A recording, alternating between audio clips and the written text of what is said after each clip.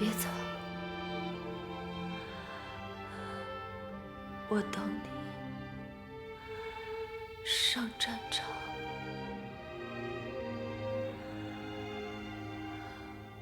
为什么不是你？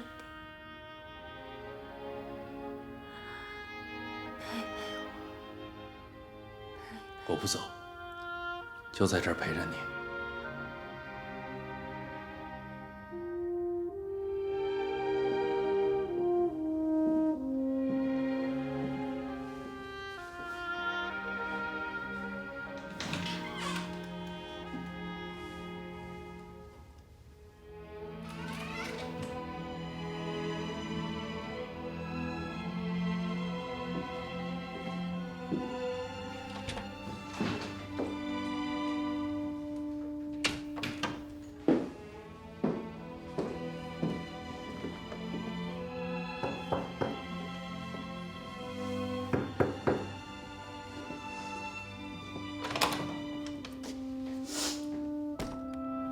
姐夫，这么晚了，什么事儿啊？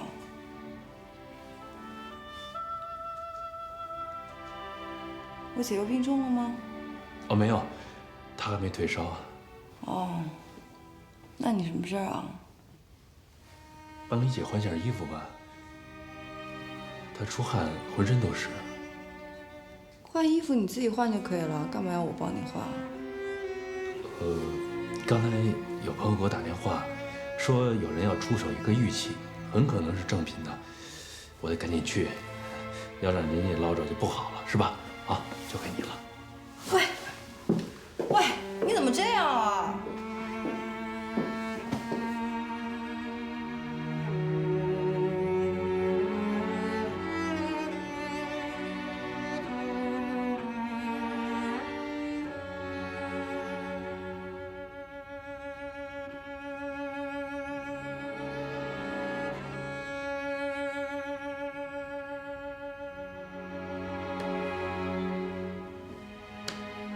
看到宋红玲从长春回来变成这个样子，他心痛，他心急。但长春的事，他没有办法为宋红玲分忧。离金宇轩交易的时间越来越近，他现在能做的就是，必须承担起全部的责任，尽快制定出一个万全的行动方案。在手里没有金条的情况下，一举拿下金宇轩。不能让他再有脱身的机会。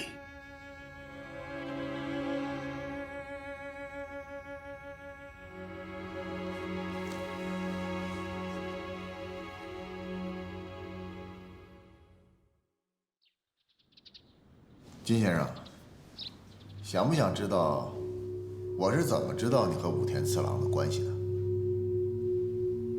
不想。你也不是3岁的孩子了，别抱有侥幸的心理。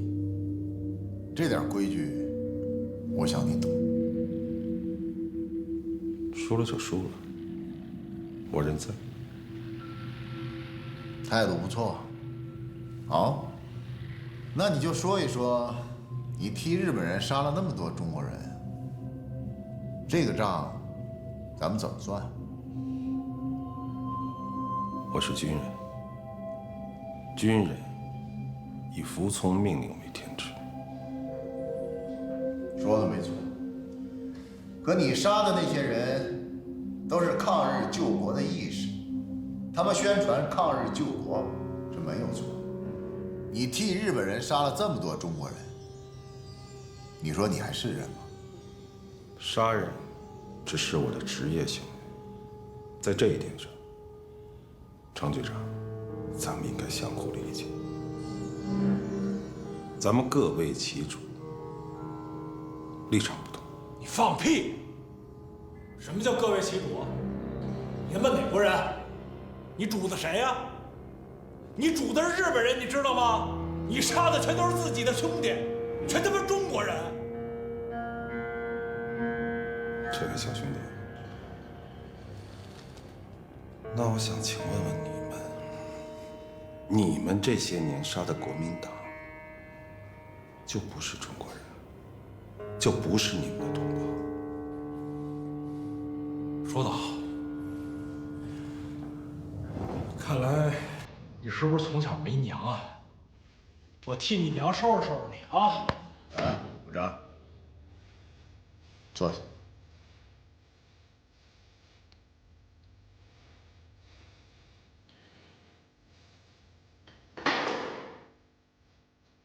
金先生，你现在唯一能做的就是老老实实的交代出板垣军火的下落。也许你这一辈子还有那么一点意义。金先生，如果我没说错的话，你的太太武田惠子已经返回日本。你拿到这笔钱之后呢，也要回到日本，跟你的一家老小团聚吧？是的。所以，想要这批军火，拿金条来换。你还惦记着你那儿200根400根金条。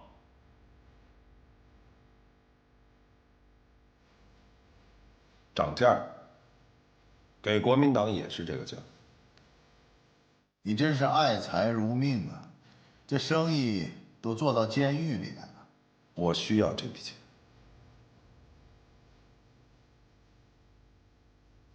你们可能舍不得出，但是国民党舍得。没错，国民党很有可能舍得出这笔钱，但是我觉得你无福消受吧。无福消受，说得好。你们还可以把我杀了。不过，这个世界上可只有我一个人知道这批军火的坐标。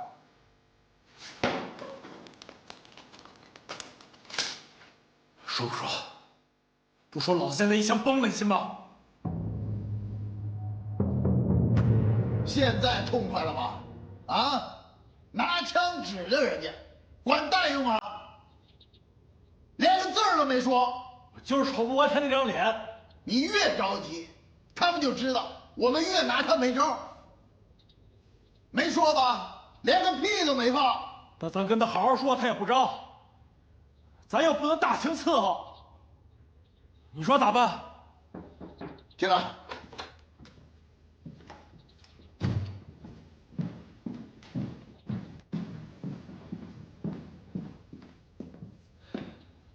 局长，金宇轩这孙子没招吧？招没招？没招。你看看这个，这啥呀？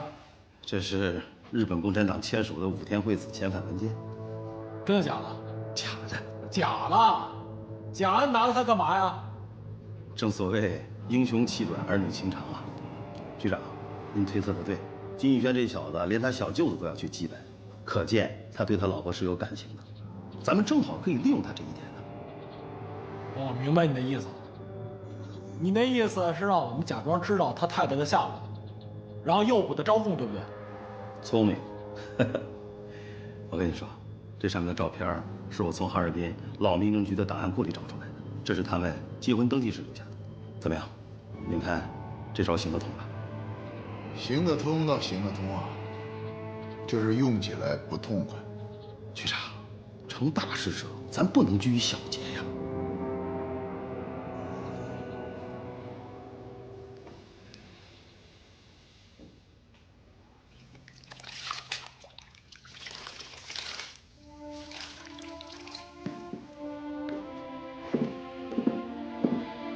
王玲，谢谢。王玲，没有确凿的证据，你奈何不了韩秋池的。这么大的贪赃舞弊，我必须向总部督察室报告。听我说，这件事情背后的势力，可能比我们想象的更加强大。参与的人除了韩秋池、韩秋水2个兄弟以外，可能还会有更多的高官。如果他们想害你的话，就像踩死一只蚂蚁一样简单。你不用劝我了，我绝对不会坐视不管的。那好吧，如果总部的督察室启动调查的话，有可能会找回那些金条的。金秀，我觉得我以后不会再相信任何人了。你可以相信我。我妹妹跟我说，你让她给我换衣服，她还跟我抱怨了你一番。你有君子之风，我没有看错你。宋长官，我能说句话吗？什么？其实我想给你换来的，但是我怕换一半你醒了开枪打我。有可能。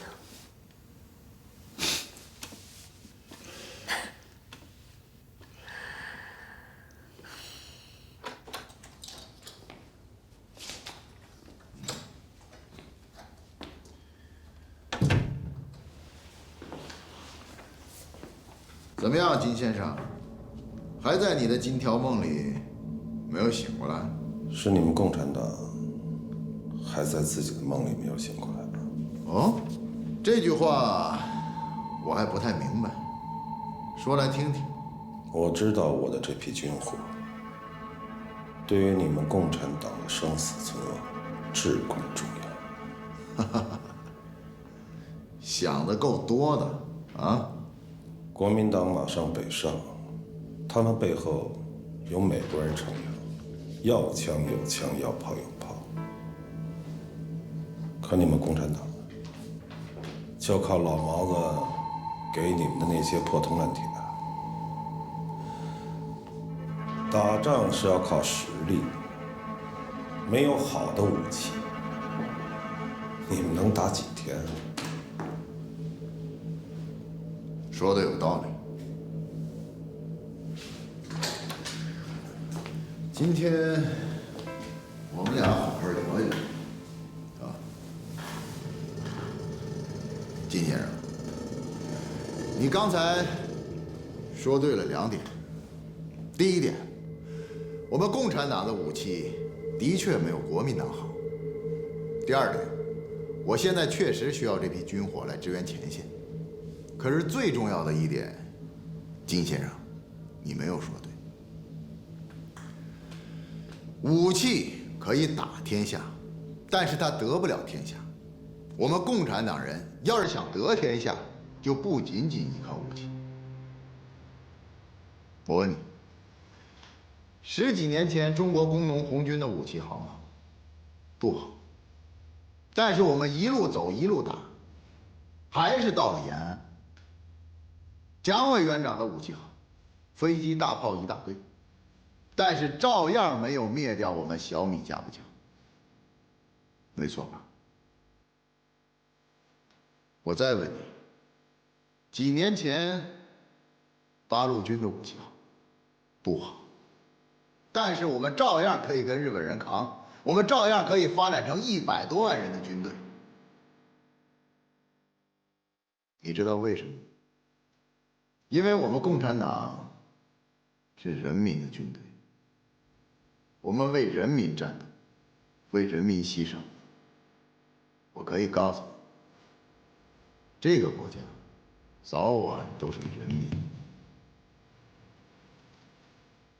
你别以为你掌握了点破军火的秘密，就能左右我们共产党的命运。如果你那么想，你就是井底之蛙。金先生，我可以给你打个赌，不出10年，共产党就可以消灭国民党。当然了，我希望你有幸能活到那一天。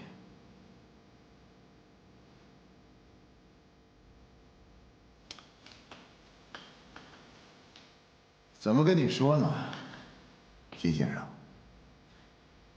你是一个聪明人，老老实实的说出军火的下落，也许你的生命还会有那么一点意义，没准儿还能出现奇迹。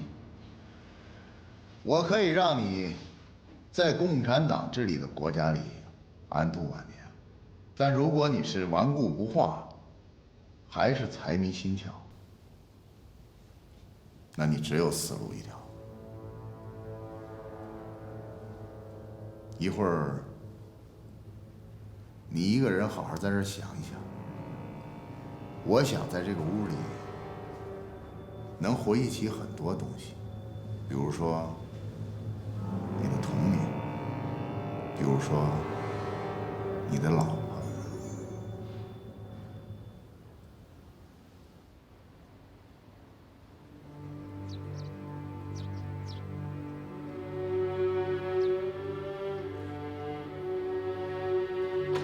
王玲，锦绣，我正想跟你说一声，明天就是跟金宇轩的交易日期，我们要不要跟金宇轩商量一下，稍微延后？不用了，你看，我都已经想好了。这是哪儿？何家沟。就是我们跟金宇轩的交易地点。金宇轩为什么选择在这儿跟我们进行交易？因为交易结束后，他可以迅速撤离。交易结束以后会杀他灭口，所以他一定准备了船只，随时撤离。那由于这个江边呢常年产沙，河床很低，水质浑浊，我们就要利用这一点，设一个局，一根金条都不用给，我们就可以拿到坐标。我是这么想的。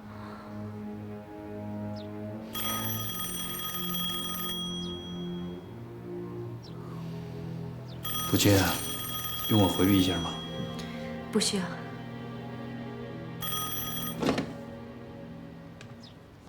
宋红玲同志吗？我是宋红玲。我是总部督察室的齐道龙。齐总督察好。你对韩秋池、韩秋水两人的举报，我已经了解到了。我想知道，你有什么具体的证据吗？暂时还没有。没有证据的举报，不就是强加莫须有的罪名吗？您先听我详细的汇报。你是总部任命的特派员，追查百元军火才是你的首要任务，不要分心。是。宋红玲同志，韩秋池同志是经过生死考验的，他对国家是忠诚的，不会干出如此胆大妄为的事情。好了好了，东北大敌当前，党内同志之间的团结很重要。我们不打算在没有任何证据的情况下对韩秋池同志进行调查。是。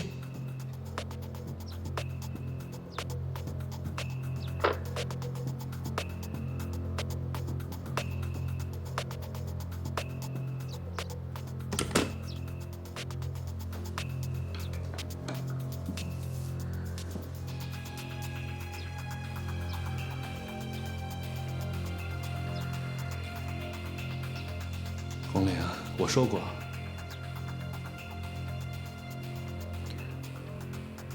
我知道你想说什么。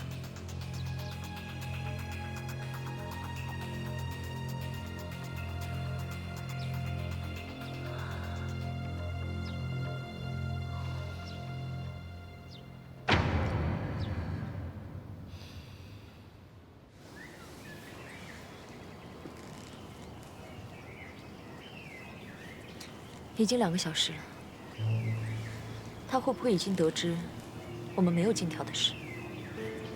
这件事情只有我们内部人知道，会不会又出什么岔子？那唯一的可能就是他已经和共产党取得了联系，不会再跟我们交易。不会，共产党出的价格不可能比我们高。可是他们的主意不少，要不我派人去谈谈？还是我去吧，我的身份比较合适。你想去找程强吗？我试试。好吧。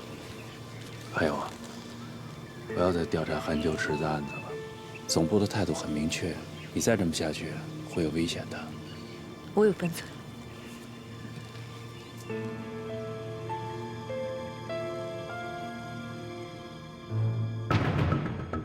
1946年5月，国民党军队在美国的援助下，继续以和平谈判作为掩护，加紧进行全国内战的部署，并在东北发起局部战争，进攻到了距离哈尔滨只有3天路程的陶赖昭。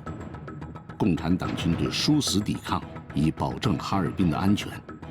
6月1日，东北野战军司令在给中共中央的报告中提出准备放弃哈尔滨，采取游击战方式坚持东北斗争。6月3日，中共中央指示东北局同意在战场态势恶化时做放弃哈尔滨之准备。大兵压境，风声鹤唳。撤还是不撤？大家都谈谈看法。自从部队撤离四平、长春、哈尔滨，城里城外人心惶惶。就最近几天，光双城、彬县、延寿，就有3000多人叛变投敌，形势不容乐观呐。保存实力大有必要，但是大举撤离那未必可取啊，士气民心的损失太大了。程强啊，你有什么看法？是这样，书记啊，这个敌人的新一军啊，一过这个松花江，到了三河口这个地方，离我们哈尔滨就3天的路程。那个时候你想撤，已经来不及了。如果我们现在是战略性的撤离的话，我们还可以反攻；如果要不撤，有可能就全军覆没，就这么简单，啊。还有呢，刚才其他的同志也说了，就是能不能把基础设施啊，哈尔滨的给它破坏？我觉得这是不行的。如果要毁一个城呢，半天就可以，一炸了之嘛，对不对？但是要建一个城市，10年、20年，甚至100年都够呛能建好。所以咱们大家好好想一想，我们共产党到底是什么目的？就是为了让老百姓好啊。但是现在这么一做呢，老百姓他怎么想？这不跟国民党那个38年的维系大火，还有花园口决堤，不是一样了吗？对吧？陈强说的对，没什么区别。这我们不能改。是，他就不好建了。哎，是道理。好了，就这么决定了。除了公安局留下来维护治安以外，各机关单位尽快组织好撤离哈尔滨。有一点很明确，撤退只是避其锋芒，不是永久放弃。哈尔滨，我们迟早是要回来的。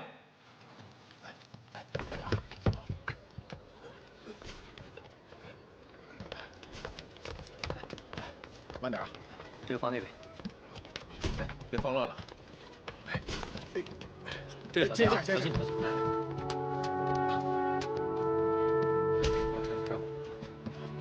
放这边，这不行。放开了。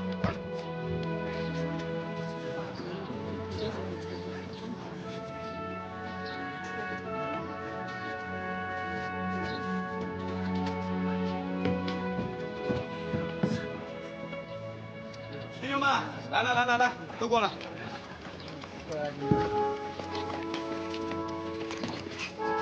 弟兄们，我知道大家伙儿都在嘀咕啥想啥，直说吧。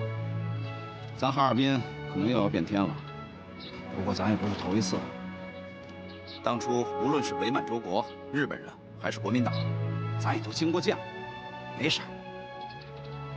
这次不同的就是，虽然咱们现在还披着这身皮，但现在咱们是共产党程局长领导下的公安战士，咱们的职责就是保一方百姓平安。我也知道大伙都顾虑什么，谁都是拖家带口。那我家里也有个老娘等着照顾。可对于咱们警察来说，全哈尔滨的百姓都是咱们的家人，咱要不把他们安顿好喽，咱们这心里能踏实？所以，咱们现在要做的就是打起12分的精神，保证这些老百姓都能够安全撤离。这个节骨眼上，绝不能让那些特务、流氓啥的出来给咱们捣蛋。咱要对得起咱们这份差事。兄弟们，有啥想法啊？家里边有啥难处，就尽管说出来。都是老兄弟了，能帮的就相互帮着一下。说说。队长，你都把话说到这份上了，那我必须得留下。那我也留下吧。我也留下，我也留下。还有我也留下，我也留下。要不我也留下吧。好。你呢，校长？你留吗？我也回去问我老婆。我说你咋那么没出息啊？啥事儿都得跟老婆商量啊？啊？大家都放心吧，你们的家属，局里会统一安排，安全撤离。你们都把事儿安排得这么妥当了，我们再不留下，也怪不好意思的。大家伙说对不对啊？对，说是。好，既然这样，咱们就各就各位。人队，听口令，立正，解散。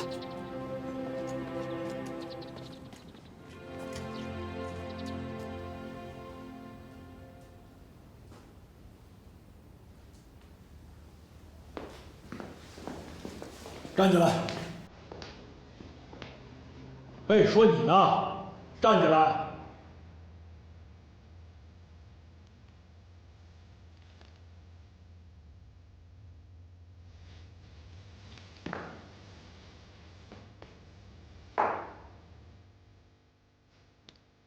还没想清楚是吧？没金条，没什么可说的。你不是把我毙了？想不通没关系，慢慢想。我们公安局粮食广告，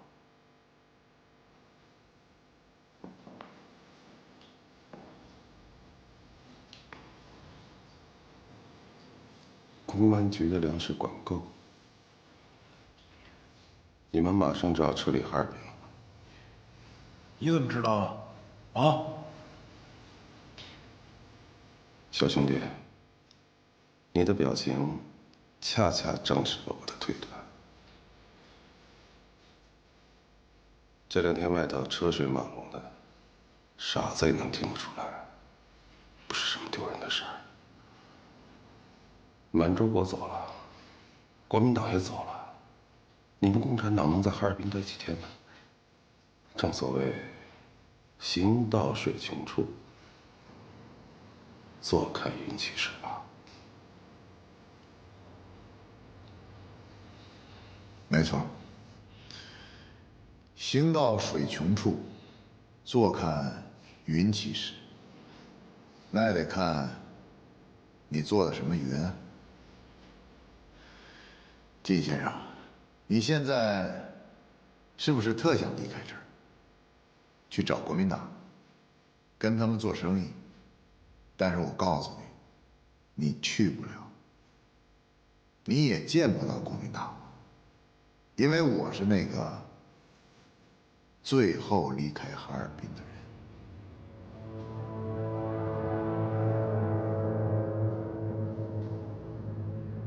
我奉陪。但愿如此。前沿战斗太激烈了，野战医院根本忙不过来，所以把这些没生命危险的全送咱们这儿来了。这看着还是容纳不下。其他医院什么情况？听说还不如这儿。当务之急啊，救助伤员，还有维持哈尔滨的稳定，知道吗？知道。啊。我不要受伤！哎，等等，小兄弟，你听我说，你要不做手术的话，连命都保不住。啊！按住他！让我看一下。你别叫了，你越使劲儿，血流的越多。安排手术。快来！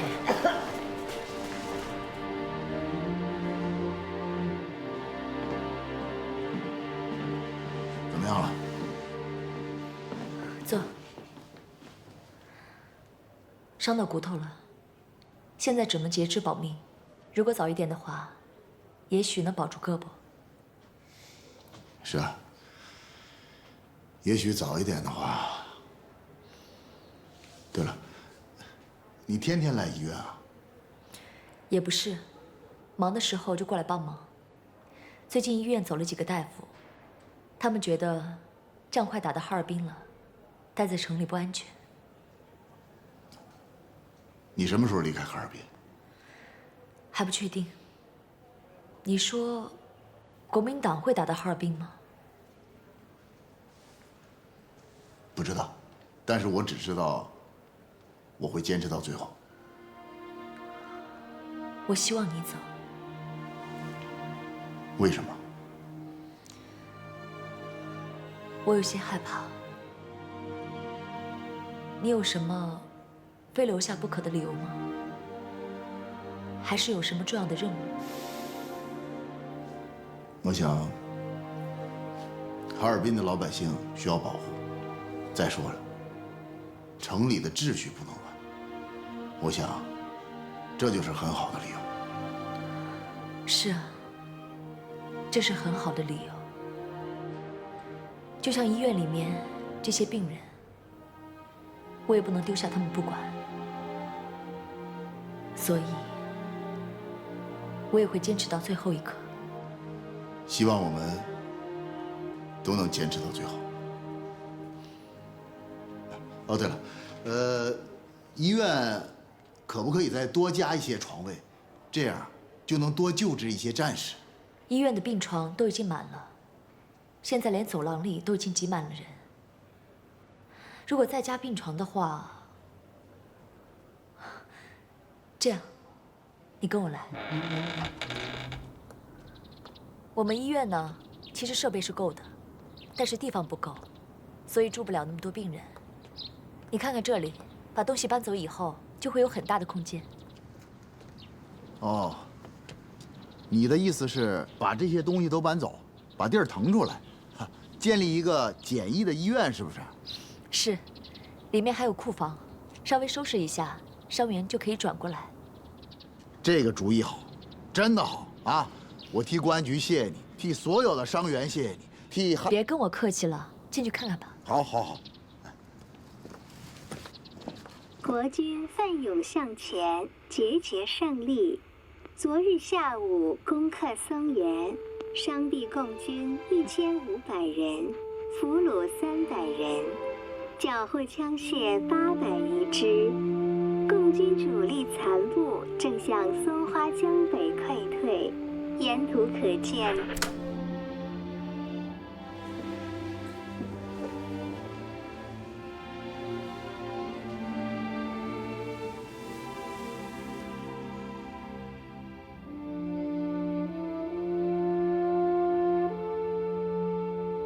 老爷，听说了吧？国民党打到松原了。那老爷的意思是，共产党是否能守住哈尔滨？但这一仗在所难免。覆巢之下，安有完卵？把大小姐、二小姐的东西都收拾一下，准备到乡下躲一阵子。好的，我这就准备。老爷，曲院长来了，在客厅等着呢。哦，还有，把全家福和太太的遗物都带上。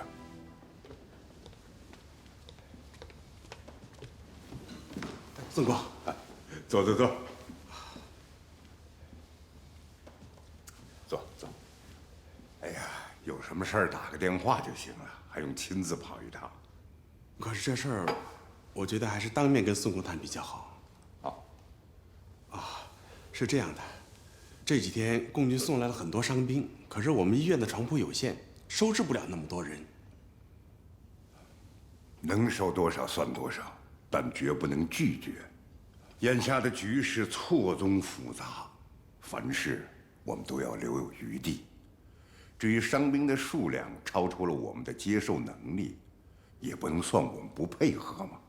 将来他们说不出咱什么来。可是，大小姐她不知怎么就决定要在医院的后院搭建帐篷，要建立一个临时的野战医院。这样一来，就可以多收治100多人，这我们的开销可就更大了。你说什么？大小姐要建立野战医院？是啊，我觉得这事儿恐怕今后会有麻烦，又不好横加阻拦，只好请您定夺了。你担心的是有道理的。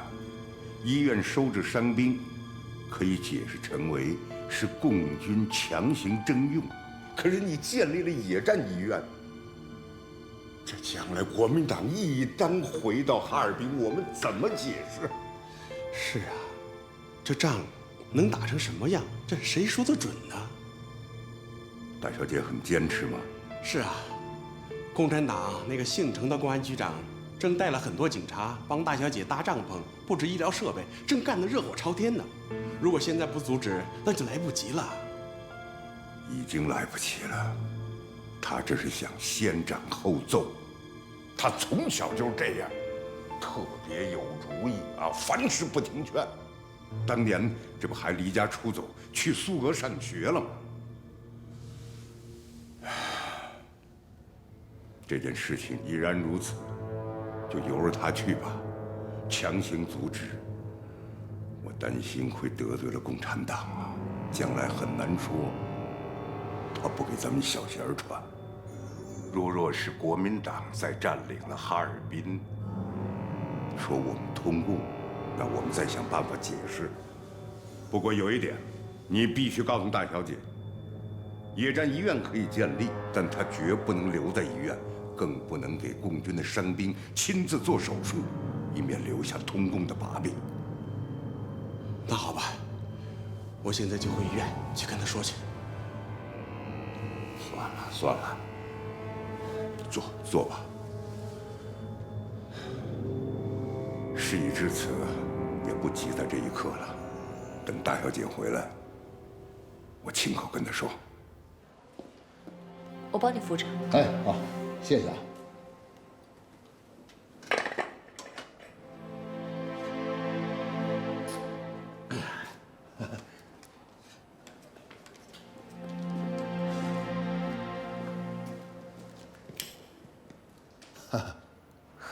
亮了。